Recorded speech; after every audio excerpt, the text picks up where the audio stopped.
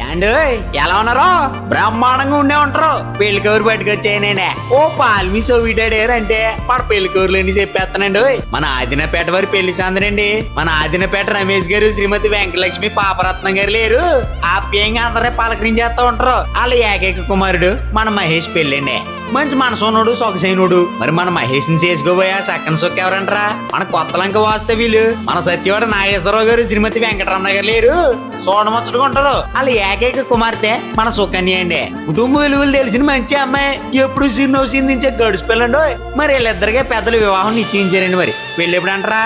ఈ నెల డిసెంబర్ 5వ తారీఖు అనగా గురువారం తెల్లవారుజామున 4:31 తెల్లవారితే శుక్రవారం అండి. పెళ్లి ఎక్కడంటారా? మన ముమ్మడివరంలోనే ఎస్వి ఫంక్షన్ హాల్ లేదు, అక్కడే అంగరంగ వైభవంగా జరగబోతుందండి. మరి భోజనాలు అంటారా? ఆ మాటకు వస్తున్నానండి. అదే రోజు 11ంటికి మన బెల్లంపూడిలో పెళ్లి కొడుకు ఇంటి దగ్గరే పెట్టేస్తున్నారండి. మరి మీరు వచ్చారండి.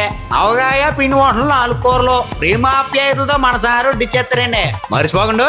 ఎన్ని పనులు ఉన్నా పక్కనే సైడ్కి వచ్చారంటే జంటను చూడగానే మనసు ఉల్లాసం ఒంట్లో ఉత్సాహం ఇట్టే వచ్చేస్తాయండి. మరి ఇదిగో మీరు రాకపోతే మాట వచ్చేద్దండి. ఇంకా చాలా పెళ్లి పనులు ఉన్నాయండి. ఉంటానండి మరి.